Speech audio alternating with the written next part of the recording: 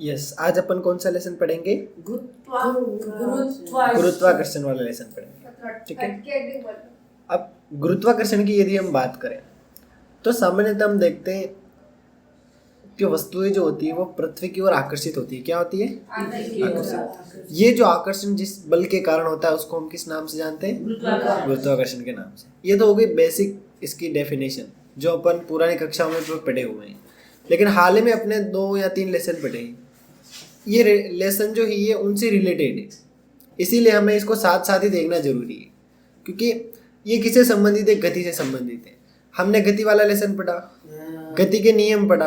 अब गति वाला अच्छे से पढ़ लिया तो नियम हमें आसानी से समझ में आ गए, है ना। और ये दोनों लेसन अगर जिसको समझ में आ गए वो गुरुत्वाकर्षण वाला भी आराम से क्या कर सकता है? समझ सकता है। तीनों लेसन एक दूसरे से लिंक है, इसीलिए इन तीनों को साथ पढ़ना जरूरी। समझ गए मेरी बात? इसीलिए इसको मैं कंटिन्यू कर रहा हूँ, क्योंकि इसको क्या है, बहुत लॉन्ग टाइम बाद अगर अपन देखते हैं तो बहुत सारी दिक्कतों का सामना अपन को करना पड़ता है। 2 मिनट देखो इसको, मैं आ रहा हूँ ना।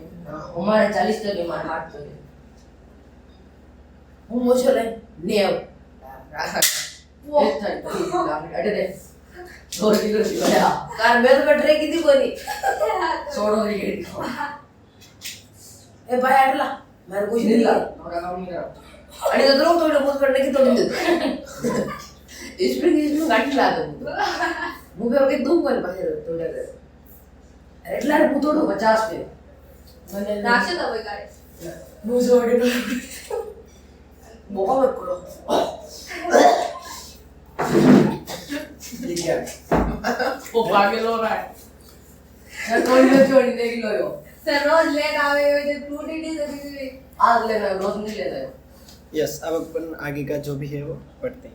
इसको बोला ये रख दे। यस, अपन अभी किसकी बात कर रहे थे? गुरुत्वाकर्षण की, ठीक है। और ये चीज़ हमने देख ली कि ये जितनी भी चीज़ें ये एक दूसरे से लिंक है, और बेसिक चीज़ें समझने के बाद अपन गुरुत्वाकर्षण को बड़े आराम से क्या कर सकते हैं? समझ सकते हैं। यस, अब इसमें ये बता रखा है कोई भी वस्तु होती है उसको हम ऊंचाई से गिराते हैं। कहाँ से गिराते हैं? ऊंचाई से। तो वो पृथ्वी की ओर गिरती है। किस ओर गिरेगी? पृथ्वी की ओर। यानी कि सिंपल सी बात हमें समझ में आ रही है, पृथ्वी वस्तुओं को अपनी ओर खींच रही है। क्लियर? हाँ, कैसे भी कह सकते हैं, आकर्षित कर रही है या खींच रही है, कोई सा भी वर्ड यूज कर सकते हो, कोई दिक्कत नहीं आएगी इसमें। अब न्यूटन जो था, कौन था? इसने इससे संबंधित रिसर्च की और सारी चीजें निकाली, और उसने बता दिया कि भाई ये जो चीजों को खींचने का काम कर रहा है, इस बल को हम किस नाम से जान रहे हैं? गुरुत्वाकर्षण बल के नाम से जान रहे हैं। क्लियर बिल्कुल कि नहीं? यहाँ तक समझ में आ गया? यस। इसमें यह बता रखा है कि किसी वस्तु का भार एक स्थान से दूसरे स्थान पर बदल जाता है। यानी कि कोई वस्तु किसी स्थान पर उसका भार अलग होता है और किसी और स्थान पर उसका भार क्या होता है? अलग अलग होता है। समझ गए? जैसे तुमने देखा होगा अंतरिक्ष में, अंतरिक्ष यात्री वाले अगर तुमने वीडियो भी देखे तो उसमें क्या होता है, वो यात्री जो होते हैं वो तैरते मतलब दिखाई देते हैं ना, हवा में उड़ते दिखाई देते हैं। क्योंकि अपन को ऐसा लगता है कि वहां पे गुरुत्वाकर्षण है ही नहीं, और अगर नहीं होगा तो क्या होगा बताओ? हाँ, वो मतलब उस सरफेस पर टिक ही नहीं पाएंगे, हवा में रहेंगे। ऐसे कैसे? तो खाना खाते हुए बाहर आ जाता है। हाँ, वो उनके लिए पूरी अलग प्रोसेस होता है, उनको खाना भी अलग फॉर्म में दिया जाता है। वो अब ज़्यादा जानकारी चाहिए तो यूट्यूब पे वीडियो देख लेना, ठीक है। बाकी अभी अपन लेसन में ही रहेंगे, इससे बाहर नहीं जाएंगे। नेक्स्ट अगला है द्रवों में वस्तुओं के प्लवन की शर्तों के बारे में हम विचार विमर्श करेंगे। प्लावकता का नियम ऐसे कुछ होते हैं, उनको भी अपन देख लेंगे, है ना, लिक्विड में क्या चीज़ें होती हैं। नेक्स्ट अब इसमें ये बोल रहा है कि जो न्यूटन है, कौन? न्यूटन। ये जो है एक पेड़ के नीचे बैठा था और इसके ऊपर सेब गिरा, तब इसके मन में आया कि मतलब ये नीचे क्यों गिरा, ऊपर क्यों नहीं गया, ऐसे कुछ विचार इसके दिमाग में आए और उसके अकॉर्डिंग इसने रिसर्च करा प्रारंभ किया और खोज करने के बाद इसने गुरुत्वाकर्षण जो बल है उसको क्या कर दिया, सबके सामने लाके प्रदर्शित कर दिया। इस बल के कारण ये काम हो रहा है। समझ गए कि नहीं? नेक्स्ट एक और चीज़ ये बता रहा है, जब किसी वस्तु को हम ऊपर फेंकेंगे तो वो वस्तु सामान्यतः नीचे की ओर आती है, ऊपर की ओर नहीं जाती। ऐसे कुछ सिद्धांत उसके मन में आए, ठीक है। और इन सभी चीज़ों को ध्यान में रखते हुए इसने ये चीज़ें हमें बताई। जिसे अब एक एग्जाम्पल दे रखा है, कक्षा के प्रत्येक बिंदु पर चंद्रमा किसी सरल रेखीय पथ पर गति नहीं करता वरन पृथ्वी की ओर गिरता है। यानी कि चंद्रमा क्या करता है? पृथ्वी के चक्कर लगाता है। करेक्ट बात है। चंद्रमा पृथ्वी के क्या कर रहा है? चक्कर लगा रहा है। ये बिल्कुल उसी समान है जिस प्रकार एक डोरी से पत्थर को बांध के अपन ऐसे घुमाते हैं। यानी कि वो मतलब एक वृत्ताकार पथ में गति कर रहा है। यानी कि अपन देख सकते हैं कि मतलब डोरी को अपन एक सेंटर से घुमा रहे ना, ये उस डोरी का मतलब सेंटर हो गया जिसको हमने पकड़ रखा और पत्थर चारों ओर क्या हो रहा है? घूम रहा है। तो डोरी जो है वो क्या कर रही है? उस पत्थर को एक मतलब वृत्ताकार पथ में घुमाने का काम कर रही है। तो ये जो गुरुत्वाकर्षण बल होता है ये उसी डोरी की तरह काम करता है। और चंद्रमा क्या करता है? पृथ्वी के चक्कर लगाता रहता है। तो यहाँ पर तो पत्थर को एक वृत्ताकार पथ में किसने बांध रखा है? डोरी ने। और वहां पर कहाँ पर? जहाँ पर पृथ्वी के चक्कर कौन लगा रहा है? चंद्रमा। तो चंद्रमा को किसने बांध रखा है वृत्ताकार पथ में? गुरुत्वाकर्षण बल। यानी कि जो डोरी काम कर रही है वो गुरुत्वाकर्षण बल क्या कर रहा है? काम कर रहा है। समझ गए यहाँ तक कि नहीं? बाकी अगर ऐसा नहीं होता, गुरुत्वाकर्षण बल नहीं होता, तो चंद्रमा एक सरल रेखा में गति करता और चक्कर लगाता ही नहीं। और चक्कर नहीं लगाता तो हम उसको उपग्रह भी नहीं कह सकते थे। या फिर ऐसे कह सकते हैं कि ये जो ग्रहों की संरचना ये पूरी बिगड़ी हुई दिखती है, या कुछ हम भागते हुए दिखते हैं, किसी एक ही डायरेक्शन में भागते हुए दिखते हैं। और एक ही डायरेक्शन में भागते हैं तो एक दिन समाप्त हो ही जाते हैं, है ना।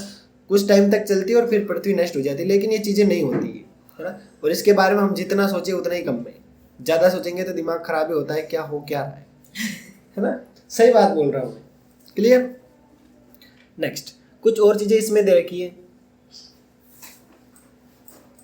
जिसे एग्जाम्पल भी इसने दे रखा है यहाँ पे, है ना। पत्थर द्वारा नियत परिणाम के वेग से वृत्ताकार पथ में गति हो रही है ना। इस व्यक्ति को हम पृथ्वी मान सकते हैं और ये जो पत्थर घूम रहा है इसको अपन क्या मान सकते हैं बताओ? हैं? इसको चंद्रमा मान सकते हैं। ठीक है, पृथ्वी और चंद्रमा की बात कर रहे हैं। यस। जिसे ये बोल रहा है कि धागे को अगर अपन छोड़ देते तो एक ही चाल से, निश्चित चाल से वृत्ताकार पथ में जो गति कर रहा है उसकी दिशा क्या होगी? बदल जाएगी। ये चीज बता रखा है। और इसमें वेग भी परिवर्तन होगा या त्वरण भी क्या होगा? परिवर्तन हो जाएगा। जिस बल के कारण यह त्वरण होता है, जो वस्तु को वृत्ताकार पथ में गतिशील रखता है, वह बल केंद्र की ओर लगता है। बिल्कुल सही बात है ना, केंद्र की ओर बल लगता है। और इसी बल को हम किस नाम से जानते हैं? अभिकेंद्र बल। अब कोई पूछे तुमसे अभिकेंद्र बल किसे कहते हैं तो क्या बताओगे? केंद्र की ओर बल लगता है। और उदाहरण क्या समझाओगे? देखो, पृथ्वी के चारों ओर चंद्रमा की घूमना, वर्ताकार गति या चक्कर लगाना, तुम कैसे भी इसको एक्सप्लेन कर सकते हो। ठीक है, अगर तो कोई तुम्हें पूछता है अभिकेंद्र बल क्या होता है तो तुम्हें विद एक्सप्लेनेशन समझाना पड़ेगा। तुम समझा देना आराम से। क्या समझाना? अभी बता दिया मैंने। अभिकेंद्र बल जो होता है केंद्र की ओर लगता है। ठीक है, और नॉर्मली इसका एग्जाम्पल क्या बताओगे? पृथ्वी के चारों ओर चंद्रमा चक्कर लगाता है तो वो एक डायरेक्शन में क्या रहता है? फिक्स फंसा हुआ रहता है। समझ गए कि नहीं? जिसे इसमें दे रखा है, पृथ्वी के चारों ओर चंद्रमा की गति अभिकेंद्र बल के कारण होती है। याद रखना, अभिकेंद्र बल पृथ्वी के आकर्षण बल के कारण मिलता है। अब आकर्षण बल कौन सा होगा? गुरुत्वाकर्षण ही तो होगा। यानी कि पृथ्वी वस्तुओं को खींच रही है ना, तो चंद्रमा को भी तो एक डायरेक्शन में खींच रखा है और वो गतिशील है। ये चीज यहाँ पर अपन को देखने को मिल रही है। कुछ और चीजें इसमें देख लेते हैं। अब गति के तीसरे नियम की बात करें तो तीसरा नियम कहता है कि सेब पृथ्वी को आकर्षित करता है, लेकिन गति का दूसरा नियम क्या कहता है? सुनना बहुत काम की चीज है। दूसरा नियम ये कहता है किसी दिए हुए बल के लिए त्वरण वस्तु के द्रव्यमान के व्युत क्रमानुपाती होता है, यानी उल्टा होता है ना। क्या होता है? उल्टा। पृथ्वी की अपेक्षा सेब का द्रव्यमान क्या होता है? नगण्य होता है। इसीलिए पृथ्वी को सेब की ओर गति करते अपन नहीं देखते। ऐसे नहीं देखते कि पृथ्वी सेब की ओर, जिसका द्रव्यमान ज्यादा होगा, सुन लो इसको मेरी भाषा में सुन लो, जिसका द्रव्यमान ज्यादा होता है वो किसी दूसरी वस्तु को अपनी ओर खींच लेगा। अब पृथ्वी और सेब की केस में क्या है? पृथ्वी का द्रव्यमान ज्यादा है ना, पृथ्वी का द्रव्यमान ज्यादा है तो वो क्या करेगी? एप्पल को अपनी ओर खींच लेगी। यदि एप्पल का द्रव्यमान किसका? पृथ्वी से ज्यादा होता तो क्या होता? एप्पल पृथ्वी को अपनी ओर खींच लेता। लेकिन यहाँ पे कॉन्सेप्ट किसका है? द्रव्यमान का। किसका है? जिसका द्रव्यमान ज्यादा होगा वो क्या करेगा? वस्तु को अपनी ओर खींचेगा। क्लियर? यहाँ तक समझ में आ गया? हाँ सर। कि नहीं? सौर परिवार में सभी ग्रह सूर्य की परिक्रमा करते हैं, ठीक है। और ये चीजें अपन देखते हैं, जैसे सूर्य और ग्रहों के बीच एक बल विद्यमान है हमेशा लगता है। तो इन चीजों को देखते हुए न्यूटन ने एक निष्कर्ष निकाला, केवल पृथ्वी ही सेब और चंद्रमा को क्या कर सकती है? आकर्षित नहीं करती है, बल्कि विश्व के सभी पिंड एक दूसरे को क्या करते हैं? आकर्षित करते हैं। ये सबसे बड़ी उसकी खोज थी, है ना। बाकी ऐसा खोज तो इसने कर लिया, और ये चीज इसने एप्पल और पृथ्वी तक ही सीमित नहीं रखी, बल्कि इसने ये बताया कि पृथ्वी यानी कि इस ये जो भी दुनिया है, जो भी अपन कहते हैं, यहाँ पर जितने भी पिंड है, पिंड कौन कौन से जानते हो? 7। जितने भी ग्रह है वो, या कोई भी 2 पिंड हो सकते हैं, ठीक है। ग्रह मान सकते हो, छोटी चीज भी मान सकते हो, या एप्पल और पृथ्वी को भी तुम एज ए क्वेश्चन ले सकते हो। तो जितने भी पिंड है वो दोनों एक दूसरे को क्या करते हैं? आकर्षित करते हैं, या एक आकर्षण बल से क्या रहते हैं? जुड़े रहते हैं। यहाँ तक समझ में आया क्या नहीं? और ये जो एक बल जो दोनों पिंडों को बांधे रख रहा है, इसको हम किस नाम से जानते हैं? बताओ। गुरुत्वाकर्षण बल। समझ गए कि नहीं? किन्हीं 2 पिंडों को आकर्षित करने वाला या बांधे रखने वाला बल, जिसको हम किस नाम से जानते हैं? बताओ। गुरुत्वाकर्षण बल के नाम से जानते हैं। समझ गए यहाँ तक? अरे बहुत आसान है एक कॉन्सेप्ट। अब ये जो कॉन्सेप्ट है ना, इसको तुम रिटर्न फॉर्म में लिख के लाओगे, क्योंकि बहुत ज्यादा इंपॉर्टेंट है। और सीधा का सीधा प्रश्न पूछेगा, गुरुत्वाकर्षण का सार्वत्रिक नियम बताओ। तो इस पर तुम स्टार लगा देना अभी से। इस प्रश्न को तुम कैसे भी याद कर लेना। प्रश्न आएगा, अगर वार्षिक में आएगा या फिर थर्ड टेस्ट में आएगा, या प्रश्न आएगा, क्या आएगा? गुरुत्वाकर्षण का सार्वत्रिक नियम बताओ। अब इसमें तुम्हें दिख रहा होगा, एक पिंड दे रखा है ए, और दूसरा पिंड क्या दे रखा है? बी। अब बीच में जो दूरी है उसको इन्होंने किससे दिखा रखा है? डी से दिखा रखा है। किससे दिखा रखा है? डी से। तुम अब होश में रहो थोड़े से ना, बी और डी में कंफ्यूज हो जाते हो, हैं? अब ये बोल रहा है, सुनना, प्रत्येक पिंड अन्य पिंड को एक बल से क्या करता है? आकर्षित करता है। ये जो बल लगता है ना, ये दोनों पिंडों के द्रव्यमानों के गुणनफल के क्या होता है? समानुपाती, और बीच की दूरी के वर्ग के व्युत क्रमानुपाती होता है। इसको तुम्हें याद करना है। समझ गए कि नहीं? समझ गए। ये जो भी स्टेटमेंट दे रखा है इसको तुम्हें याद रखना है। एक बार और बोल रहा हूं, प्रत्येक पिंड प्रत्येक अन्य पिंड को एक बल से आकर्षित करता है, ठीक है। दोनों पिंडों के द्रव्यमानों के गुणनफल के समानुपाती होता है, और बीच की दूरी के वर्ग के व्युत क्रमानुपाती होता है। ये चीज तुम्हें याद रखनी है। ये क्या है बताओ? गुरुत्वाकर्षण का सार्वत्रिक नियम। अगर कोई पूछेगा तो लिख देना। 2 पिंड है, कितने पिंड है? 2 पिंड। दोनों पिंड एक दूसरे को आकर्षित करते हैं या एक बल से जुड़े रहते हैं, ठीक है। अब दोनों पिंड का जो क्या होता है? द्रव्यमान। क्या होता है? द्रव्यमान। वो क्या होगा? उनके गुणनफल के क्या होगा? समानुपाती, और बीच की दूरी के वर्ग के क्या हो जाएगा? व्युत क्रमानुपाती। ये चीज तुम्हें कैसे भी याद करनी है, लिख के याद करो। तुम कहीं घर पे चिपका दो इस चीज को, या फिर अपने फोन में स्क्रीनशॉट लेके वॉलपेपर सेट कर लो। कैसे भी तुम्हें ये चीज याद करनी पड़ेगी, और डायग्राम इसका बनाना पड़ेगा। देख लेना, एक पिंड बड़ा है, दूसरा पिंड छोटा है, ठीक है। अब इसकी जो वैल्यू है, एक को m से दिखा रखा है, एक को स्मॉल m से दिखा रखा है।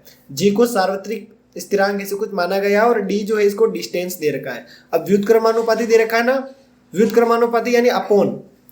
व्युत क्रमानुपाती क्या होता है? अपोन, यानी कि भाग में। और दोनों पिंडों का द्रव्यमान एक बड़ा m और एक छोटा m दे रखा है। समझ में आया? अब इसने पहले क्या बोला है? गुणनफल के समानुपाती, तो दोनों का गुणा हो रहा है, और वर्ग के व्युत क्रमानुपाती यानी अपोन में हो गया, और स्क्वायर हो रहा है। समझ में आया? और जी को क्या माना गया है, सार्वत्रिक स्थिरांक। इस प्रकार से हम इस फॉर्मूला को समझ सकते हैं। समझ गए? ऐसा कोई जिसको समझ में नहीं आया? नहीं आया मेरे को। क्या नहीं आया? दो पिंड दिख रहे हैं, हाँ, ठीक है, दो पिंड के बीच की दूरी दिखा रखी है हाँ। और दोनों का द्रव्यमान दिखा रखा है। अब बड़ा पिंड छोटे पिंड को आकर्षित करेगा कि नहीं करेगा? पहली बात करेगा। साधारण भाषा में करेगा। तो अब इसको इस फॉर्मूले की मदद से दिखा रखा है कि अपन को बल निकालना है, कितना बल लग रहा है, क्या लग रहा है, तो कैसे निकालेंगे? जी का मान अपन को दे दिया जाएगा, है ना, दोनों पिंडों का जो द्रव्यमान है उसका गुणा करेंगे और जो भी इनके बीच की दूरी होगी उसका स्क्वायर करेंगे और स्क्वायर करने के बाद उस स्क्वायर का जो भी आंसर आएगा उसका भाग अपन द्रव्यमान में दे देंगे और जी के मान से गुणा कर देंगे, एफ का मान मिल जाएगा। अब इस फॉर्मूले को देख के तुम भी आराम से ये चीज बोल सकते हो। समझ गए यहाँ तक कि नहीं? समझ। और अभी भी नहीं समझे हो तो घर पे एक बार इसको प्रैक्टिस करना रिटर्न फॉर्म में, सब समझ जाओगे। अब ये इसने एक्सप्लेनेशन दे रखा है पूरा, ठीक है, इसने पूरा ये एक्सप्लेनेशन दे रखा है कि किस प्रकार ये चीजें हो रही है, बता रखा है। डी क्या है देखो, दूरी, एम और एम क्या है बताओ, दोनों पिंडों का द्रव्यमान। इसके अलावा बीच का आकर्षण बल क्या है, एफ, जो हम ज्ञात करेंगे। अब इसने बता रखा है देखो, एफ जो है ये क्या होगा, दोनों के द्रव्यमान जो दिख रहा है उनका गुणा हो रहा है, फिर इसके समानुपाती आ रहा है और फिर ये क्या आ रहा है, एक और व्युत्क्रमानुपाती आ रहा है। अभी जो हमने जो डेफिनेशन देखी ना उसको डिटेल फॉर्म में लिख रखा है। बड़ा क्वेश्चन आता है तुम्हें भी ऐसे एक्सप्लेनेशन देना पड़ेगा और अपन इसको प्रैक्टिस करेंगे बार बार ताकि अच्छे से सीख जाए। समझ गए? अब एक और लिख रखा है, जी क्या है बताओ, आनुपातिक स्थिरांक है। क्या है बताओ? आनुपातिक स्थिरांक, याद रखना, और इसकी वैल्यू यहाँ कहीं दे रखी होगी। अब एक और चीज है, जी जो है, जो भी ये तुम्हें दिख रहा है, ये बता रहा है समीकरण बल दूरी द्रव्यमान की प्रतिस्थापन हमें जी और ऐसे मात्रक प्राप्त होंगे। यस, जी का जो ऐसे मात्रक है वो याद रखना, Newton metre square kilogram inverse, ऐसे कुछ दे रखा है ना, याद रखना। यहाँ तक समझ में आया? अब ये कोई हेनरी कैवेंडिश था, है ना, इसने एक सुग्राही तुला का प्रयोग करके जी का मान निकाला है। कितना निकाला बताओ? जी का मान 6.6, हाँ 673 नहीं बोलते, पॉइंट के बाद एक एक, हाँ बहुत अच्छा, 6.673 इंटू 10 की घात minus 11 Newton metre square KG. ठीक है, याद रखना, इनवर्स बोल देना है, कुछ नहीं है ना। अब ये दो वस्तुएं दे रखी है, बीच का आकर्षण बल दे रखा है और ये कुछ चीजें अब काम की ज्यादा है नहीं है, और अब कुछ फॉर्मूला सवाल दे रखे हैं। सवाल ज्यादा अपन अभी करेंगे नहीं, फिर देखेंगे इन चीजों को, ठीक है, सवाल के अलग से क्लास रख लेंगे। अभी सिर्फ वो चीजें पढ़ रहे हैं जो इम्पोर्टेंट है, नियम है। अगला दे रखा है इसका महत्व, है ना, कि सार्वत्रिक नियम का महत्व क्या होता है। पृथ्वी से बांधे रखता है, पृथ्वी के चारों ओर चंद्रमा की गति होती है ना, सूर्य के चारों ओर ग्रहों की गति भी इसी से होती है, और चंद्रमा तथा सूर्य में ज्वार भाटा जो आता है वो भी इसके कारण ही आता है। अब ये सारी चीजें किसके कारण हो रही है? सार्वत्रिक नियम के कारण हो रही है। समझ गए? अगला बिंदु है मुक्त पतन। स्वतंत्र रूप से कोई वस्तु को अपन गिरा रहे हैं वो इसके अंतर्गत आती है, यानी कि नॉर्मली पृथ्वी वस्तुओं को अपनी ओर क्या कर रही है? आकर्षित कर रही है। इसमें दे रखा है पृथ्वी के इस आकर्षण बल को अपन क्या कहते हैं? गुरुत्वीय बल। इसी बल के कारण वस्तुएं गिरती है, ये मुक्त पतन से संबंधित होती है, यानी स्वतंत्र रूप से पृथ्वी पर गिरती हुई वस्तुएं। क्लियर बिल्कुल? और जैसे जैसे वस्तु पृथ्वी के नजदीक आती है उसका वेग बढ़ता जाता है। समझ गए क्या? क्योंकि अपन जैसे जैसे पृथ्वी के नजदीक आते हैं तो अपन का वेग क्या होगा? बढ़ जाएगा। यानी किसी को तीसरी मंजिल के गिराएंगे, किसी के व्यक्ति को, तो फर्स्ट मंजिल से जो गिरेगा, यानी कि थर्ड मंजिल गिन लेते हैं पहले, थर्ड मंजिल से सेकंड पे आएगा, मतलब कूद रहा है, मर रहा है, कुछ भी कर रहा है, तो उसका वेग कम होगा। जब थर्ड से सेकंड पर आएगा तो उसका वेग और बढ़ जाएगा, और लास्ट कंडीशन में उसका वेग बहुत ज़्यादा बढ़ जाएगा। तो ये क्या होता है? जैसे जैसे हम पृथ्वी के नज़दीक आते हैं गुरुत्वाकर्षण जो होता है वो क्या होता है? ज़्यादा महसूस होता है। समझ गए यहाँ तक कि नहीं? महसूस कैसे होता है? गिर के देखना, गति बढ़ जाती है ना, महसूस हो रहा है, यानी स्पीड बढ़ रही है, इसका मतलब गुरुत्वाकर्षण बल ज़्यादा लग रहा है। समझ गए बिल्कुल कि नहीं? अब ये बोल रहा है गिरते समय वस्तुओं की गति की दिशा में कोई परिवर्तन नहीं होता है, बिल्कुल नहीं होता है। अपन एक ही डायरेक्शन में आते हैं, ऐसे नहीं ऐसे सांप की तरह घूम घूम के आएंगे, ऐसे कुछ नहीं होता है, या फिर ऐसे पहले हॉरिजॉन्टल आएंगे फिर वर्टिकल आएंगे, ऐसा कुछ नहीं होता है। बिल्कुल एक ही डायरेक्शन में आएंगे पृथ्वी की तरफ, ठीक है, भले पैराशूट हो फिर भी आएंगे पृथ्वी की ओर। हाँ, वो अपनी स्पीड थोड़ी कम कर देता है ना, अपनी स्पीड क्या करता है? कम कर देता है। अरे मोटरसाइकिल से गिरते हैं जो तो गुरुत्वाकर्षण के कारण लग जाती है, बाकी हम तो हवा में ही रह जाते, नीचे गिरते ही नहीं, गुरुत्वाकर्षण नहीं होता तो। हैं? मैं क्या बता रहा हूँ, अपन हल्की सी एक्सीडेंट भी हो जाती है, फिर मोटरसाइकिल से नीचे गिरते हैं तो अपने लग जाती है हाँ, और बहुत सारे जान गंवा बैठते हैं। तो कहने का मतलब ऊपर से गिरने पर तो बहुत ज्यादा अपन को ग्रेविटेशन का सामना करना पड़ता है। गुरुत्वाकर्षण नहीं होता तो क्या होता? कुछ नहीं होता, कुछ नहीं होता। ठीक है, अब ये जो गुरुत्वीय त्वरण है इसको अपन स्मॉल जी से दिखाते हैं और इसका जो मात्रक है वो क्या दे रखा है, मीटर प्रति सेकंड इनवर्स। गति के दूसरे नियम में दे रखा है बल जो होता है वो द्रव्यमान और त्वरण के क्या होता है, गुणनफल में होता है। तो अब यहाँ पे इसने एक फॉर्मूला निकाल के अपन को बता दिया, एफ का जो मान होता है वो क्या होता है, एम जी के गुणनफल में होता है।